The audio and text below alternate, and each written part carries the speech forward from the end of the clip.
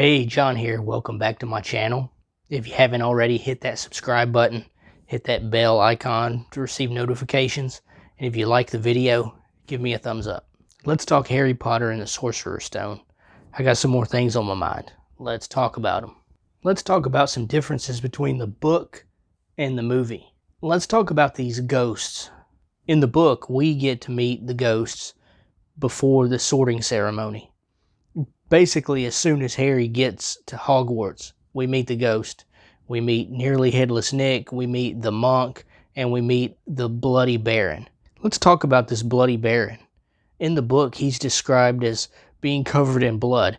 So in my mind, I picture this really wicked-looking warrior covered in the blood of his opponents.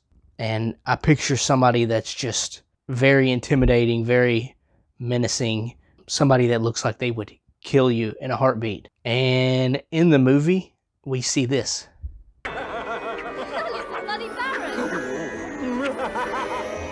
Totally not what I was expecting from the Bloody Baron.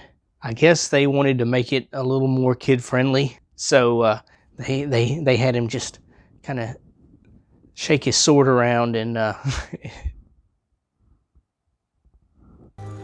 shouldn't have said that. I should not have said that.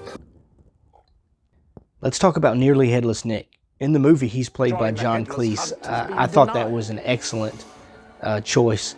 I like anything that John Cleese is in. He just plays a really funny character in anything he does, and this was no different. He brought humor to Nearly Headless Nick. Something I want to point out, has anyone ever noticed that Harry rolls his eyes at Hermione when she's talking to Nearly Headless Nick? Check it out right here. Right there. That he totally rolled his eyes. That is hilarious. Harry has known Hermione for one day, and he is already rolling his eyes at her. Another ghost that we're introduced to in the book that I don't remember ever seeing in the movie is Peeves. Now, he's described as not a ghost, but a poltergeist. And the other ghosts don't like him at all. He causes trouble for everyone, for the students, for the teachers, for the other ghosts. He's just an all-around troublemaker. And it seems like the only one that has any authority over Peeves is the Bloody Baron. Even Percy has a run-in with Peeves.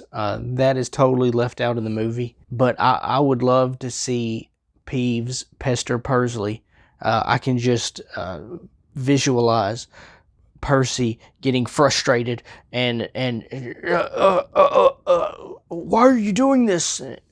I happen to be a school prefect. Another difference between the book and the movie is during the Sorting Hat scene. In the book, the Sorting Hat sings a nice whimsical little song and everybody seems to love it. In the movie, nope, that was all cut out. No Sorting Hat song in the movie.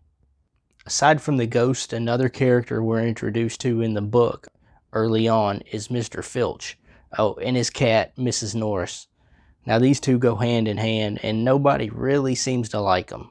But in the movie, at least for me, Filch adds a little comic relief. Before the first year students go to the Sorting Hat, in the book, we get a glimpse inside Harry's head. We get to see what he's thinking. And in the book, he's very nervous about the Sorting Hat. We don't get to see that in the movie, not so much. All we get is him telling the Sorting Hat, not Slytherin, not Slytherin. Not Slytherin, not Slytherin. Not Slytherin, eh? Are you sure? You could be great, you know. I like being able to get into Harry's head a little bit and see what he's thinking about. Now, of course, in the movie, we weren't able to see that, but in the book, you can much more easily get in someone's head. Ron was also very nervous about the Sorting Hat. Ronald Weasley!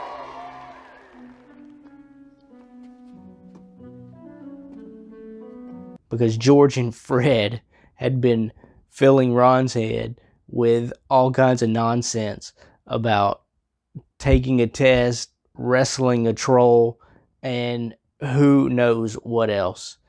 Now, we know Fred and George, they love to play pranks, and Ron, I'm sure he gets pranked mercilessly.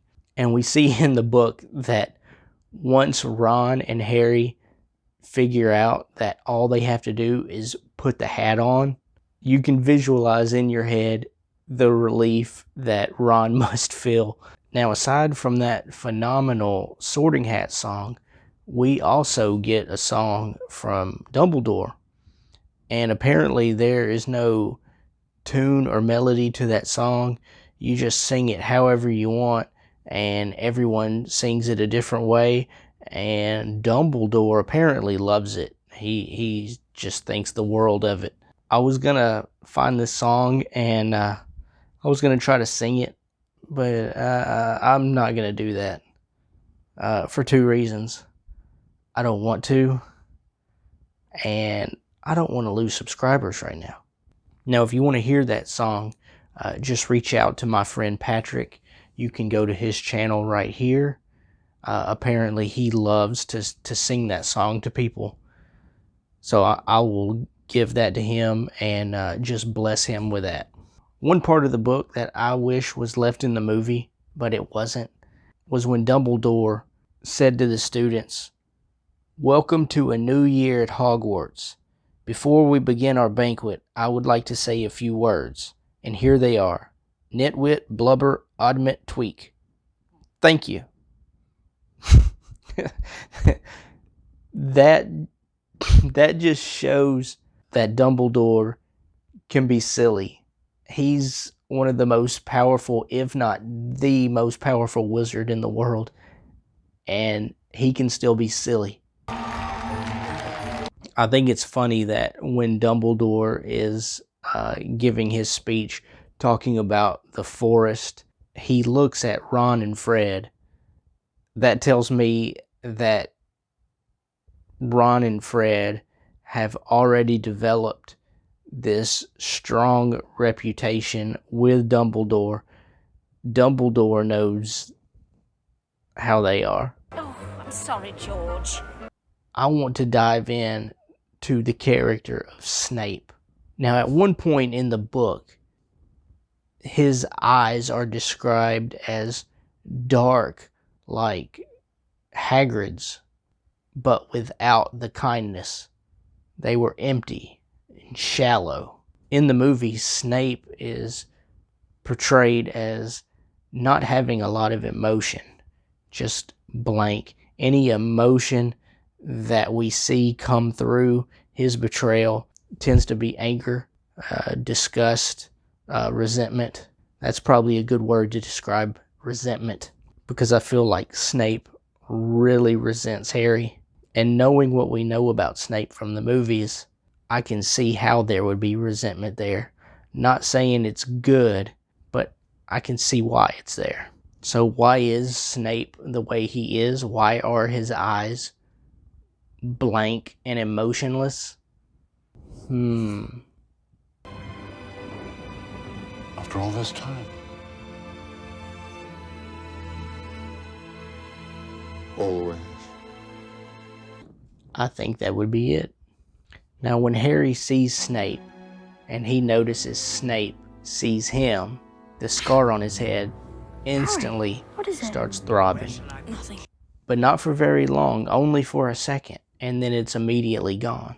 Now, we know Voldemort has a connection to Harry through that scar, but from how this is described, it almost seems like Snape has a connection to Harry through that scar.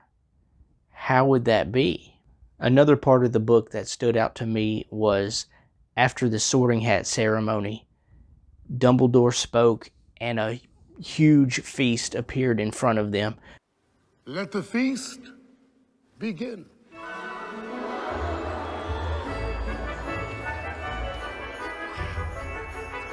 At this point, I thought about how Harry has spent his entire life never getting to eat what he wants to eat. Everything he eats is whatever the Dursleys want to give him and whatever Dudley doesn't steal off his plate. Now, to come into Hogwarts and have this huge feast, how do you think that made Harry feel? That's something that neither the book nor the movie touches on. I would think there would be something going on, like you would not know what to do, how to handle that. You would either be reluctant to eat, or you would just be so happy about it you wouldn't know what to do. But Harry eats all he can, and then he eats dessert. And in the book later that night, he wants to talk about it to Ron, but Ron's already asleep. But all he wants to do is ask Ron what all he ate.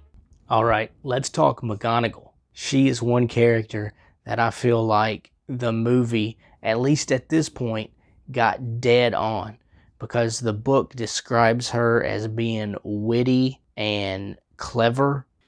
Perhaps it would be more useful if I were to transfigure Mr. Potter and yourself into a pocket watch. That way one of you might be on time. I love how McGonagall is portrayed in the movie. I feel like that character was pretty great to begin with. That was bloody brilliant. Now, the next difference between the book and the movie, they should have left this in the movie. This is so important in my opinion. It is after the feast when they go to bed. Harry has a dream. And why this was left out of the movie, I don't know. But I'm going to read this. It goes, "Perhaps Harry had eaten a bit too much because he had a very strange dream. He was wearing Professor Quirrell's turban, which kept talking to him. He must transfer to Slytherin at once, because it was his destiny. Harry told the turban he didn't want to be in Slytherin. It got heavier and heavier. He tried to pull it off, but it tightened painfully, and there was Malfoy laughing at him at his struggling with it. Then Malfoy turned into the hook-nosed teacher Snape, whose laugh became high and cold. There was a burst of green light, and Harry woke sweating and shaking." Why that was left out of the movie, I don't know, but that could have been represented perfectly visually on the screen.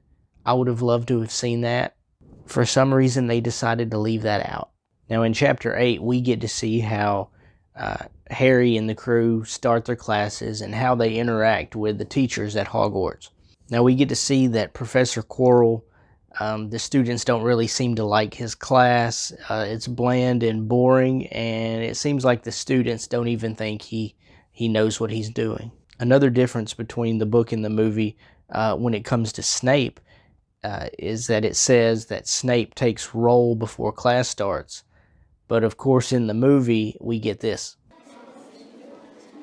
There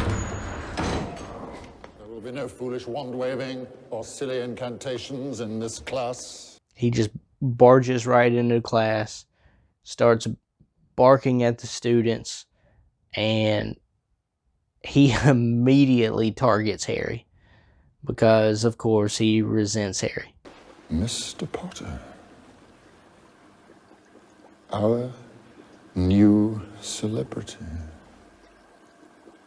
In the movie, Harry just kind of sits there and takes it, but it's made clear in the book that Harry attempts to try to argue with Snape, but Ron keeps him from doing so. I think that was a good choice to listen to Ron.